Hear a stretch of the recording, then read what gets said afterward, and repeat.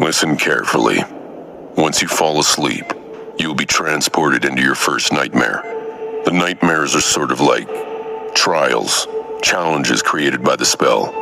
Once inside, you'll meet monsters, horrible creatures who will test you, fight you, try their damnedest to break you. But you'll also meet people. They aren't worth trusting either. Your best bet is to fight for yourself. Remember, they are not real. They're just illusions conjured up to test you.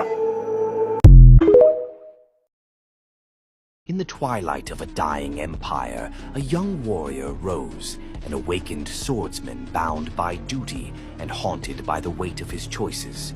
He bore the title of hero, yet his actions revealed a man willing to sacrifice others to fulfill an unencompassable duty.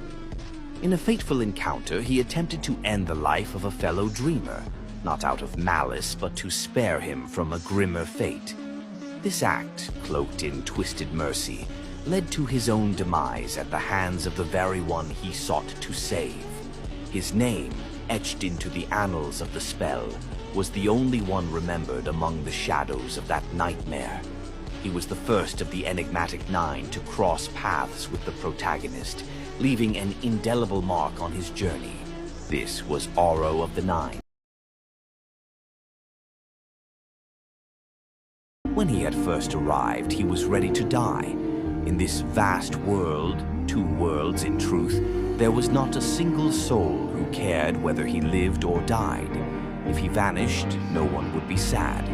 No one would even remember that he had existed. But somewhere along the way, something changed.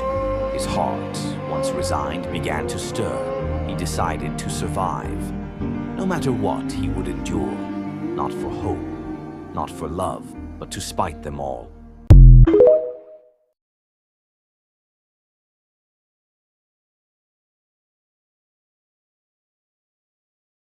Bloody foam flew from his mouth and fell on the altar. However, the black marble soon absorbed it. A second later, it was as pristine as it was before. The tyrant was just about to reach Sunny. It was already stretching its hands to grab him. I guess this is the end, he thought, resigned to his fate. But at the last second, suddenly, the voice of the spell resounded in the dark temple. You have offered yourself as a sacrifice to the gods. The gods are dead and cannot hear you. Your soul bears the mark of divinity. You are a temple slave. Shadow God stirs in his eternal slumber. He sends a blessing from beyond the grave. Child of shadows, receive your blessing. Under Sunny's astonished eyes, the shadows crowding the great hall suddenly moved as though coming alive. Tentacles of darkness surged forward, entangling Mountain King's arms and legs. The mighty tyrant struggled, trying to get free. But how could it resist the power of a god? The shadows dragged Mountain King back, pulling in different directions. The tyrant opened its maw and a furious howl escaped it. The next second, its body ruptured, torn apart into pieces. Blood, viscera, and severed limbs fell on the floor in a crimson torrent. Just like that, the horrible creature was dead. Sunny blinked. Once again, he was alone in the ruined temple. The great hall was dark and silent, and then the spell whispered, "You have slain an awakened tyrant, Mountain King. Wake up, Sunless. Your nightmare is over. Prepare for appraisal."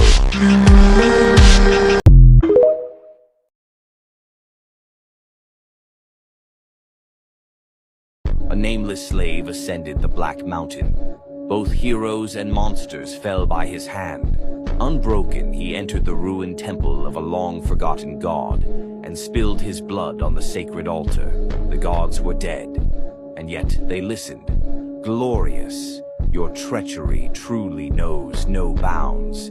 Dreamer Sunless, you have been bestowed a true name, lost from light.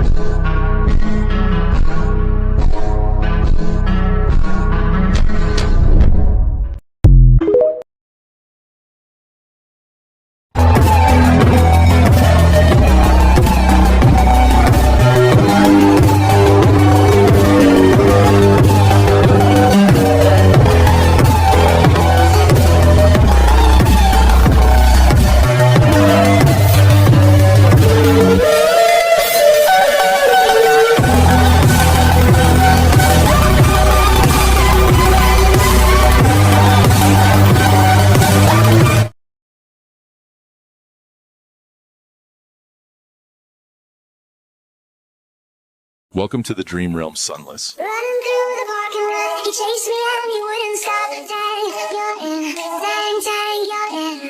Grab my hand, push me down. Took the waves right out my mouth. Dang, you're in. Dang, dang, you're in.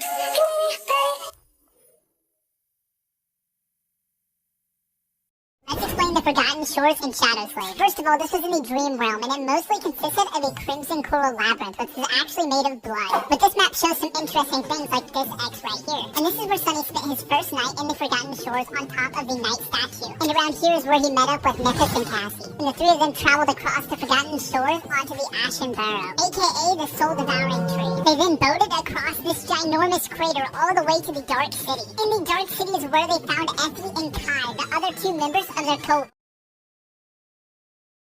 I searched for a way out of the nightmare for a long time, but no matter how hard I looked, there wasn't any.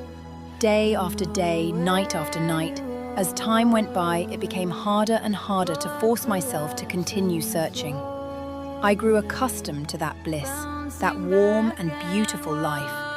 And eventually, a day came when I thought that maybe I should stop. Maybe I can just stay. She tilted her head slightly and said, her tantalizing voice reaching the deepest, darkest parts of his heart. That was the day I went to the top of the lighthouse.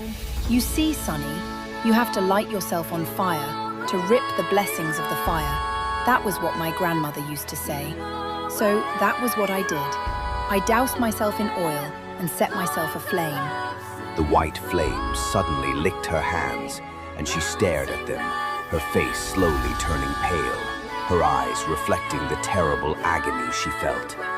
As her ivory skin continuously boiled, darkened, and then healed to become pristine again, she said simply, And I burned.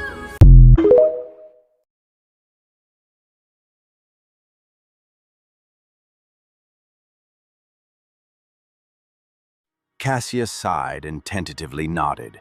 After a long pause, she finally found the courage to speak. At first, I saw a boundless darkness locked behind 7 seals. Something vast was churning in the darkness. I felt like if I directly saw it, I would lose my mind. As I watched, terrified, the seals broke one after another until only one remained, and then that seal broke too. She trembled a little.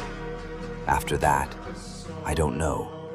It was as though my mind shattered into 1,000 shards, each shard reflecting its own image. Most of them were dark and scary. Some I have already forgotten. The other... Cassie fell silent, remembering. I saw the human castle again. Only this time it was at night. There was a lonely star burning in the black skies, and under its light, the castle was suddenly consumed by fire, with rivers of blood flowing down its halls. I saw a corpse in a golden armor sitting on a throne, a woman with a bronze spear drowning in a tide of monsters, an archer trying to pierce the falling sky with his arrows. Finally, she looked up, her face full of horror. In the end, I saw a colossal, terrifying crimson spire. At its base, 7 severed heads were guarding 7 locks, and at the top, a dying angel was being consumed by hungry shadows. When I saw the angel bleed, I suddenly felt as though something so precious that it can't be described with words was taken from me. Her voice became quieter. Then, I felt so much sorrow, pain, and rage that what little remained of my sanity seemed to disappear. That was when I woke up, I think.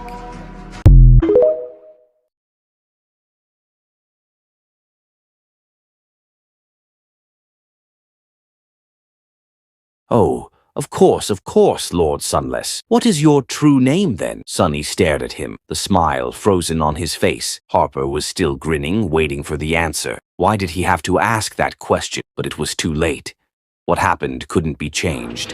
Harper finally sensed that something was wrong.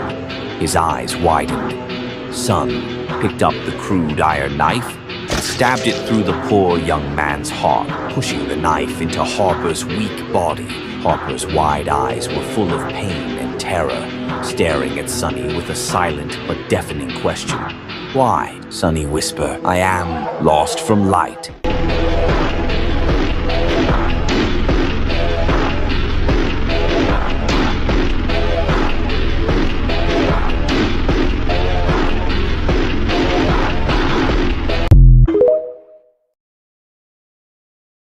She can't compare to me in any way. The very thought of it is ridiculous. However, she is fast. It's no matter. She'll exhaust her mana soon. On second thought, I'm not sure I can wait her out. If I can just create an opening. Damn you, Freerin. How did you train this girl to put up such a fight? Magic designed to kill.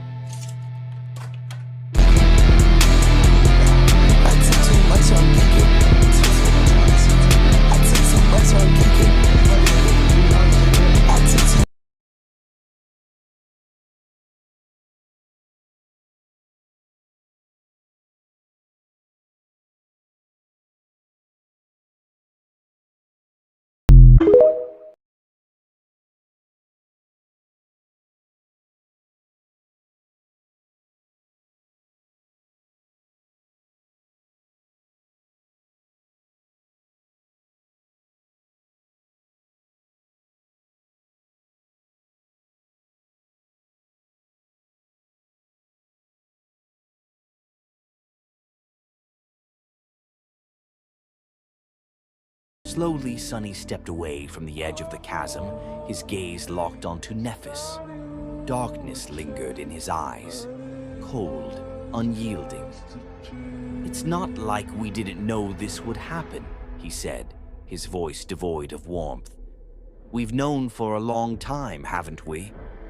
Nephis held his stare for a moment before offering a bitter smile.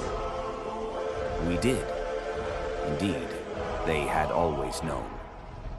From the moment Sunny first grasped the meaning of Cassie's vision, he had understood the inevitable truth. One day, to survive, he would have to kill Nephis.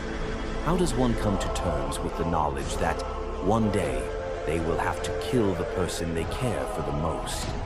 This truth had festered in the depths of his mind, a burden he chose to bear alone.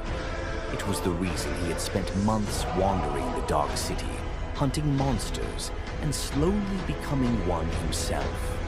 The weight of his fate was unbearable, yet there was no escaping it. The end had always been written.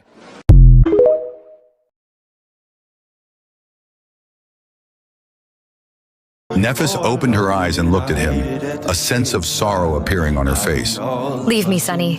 Please. Go. He shook his head stubbornly. I don't want to. Changing Star was silent for a moment, looking at him with a pained expression. And then she said, making his world crumble, Go. Lost from light.